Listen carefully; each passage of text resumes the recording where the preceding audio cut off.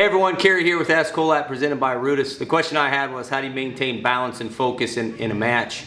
And that can be difficult for younger guys starting out, can be difficult for high school and college guys, and for the most part you don't see it too much in international wrestling. You got guys at the highest level and they've been training pretty much their entire career. But here's what I've always said, and maybe this will calm you down in a competition. And let's just use a high school match. It's 2-2-2. You got a 6-minute bout, and you've wrestled a guy down to the wire. And you've wrestled him down to the wire, and let's say the score is 5-3, and there's a minute left.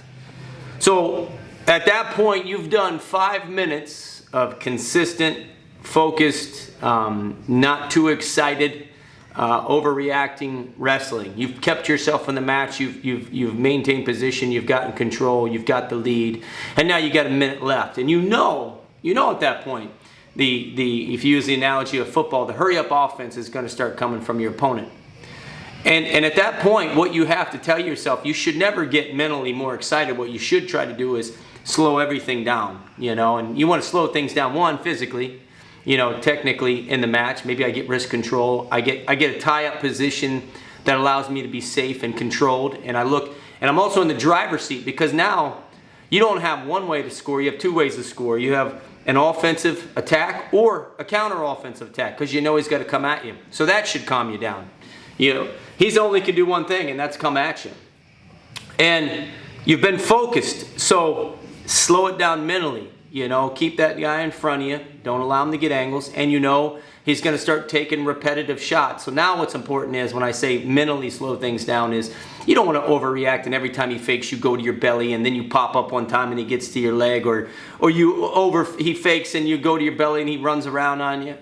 You have to really start getting into that poised position, put your head in front of you, put your hands in front of you, and calm things down. And you've done a good point. You've done a good job up to that point. If you've wrestled a guy to a 5-3 match, or you're ahead by a point, you've been in control of more positions than he has, and so there's no reason to get overly excited.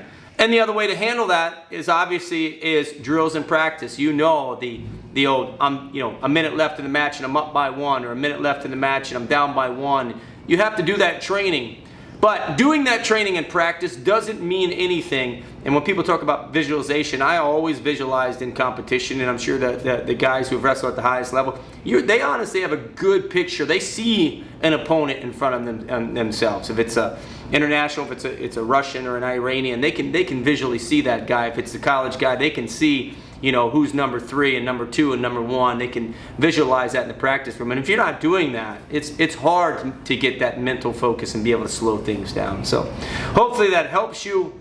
It's something you work through, and hopefully some of the things I said trigger something in you. But you've done a good job up to that point, so there's no reason to overreact. So anyway, you got any questions, leave them at the bottom of this video, and they'll get them to me, and have a good week.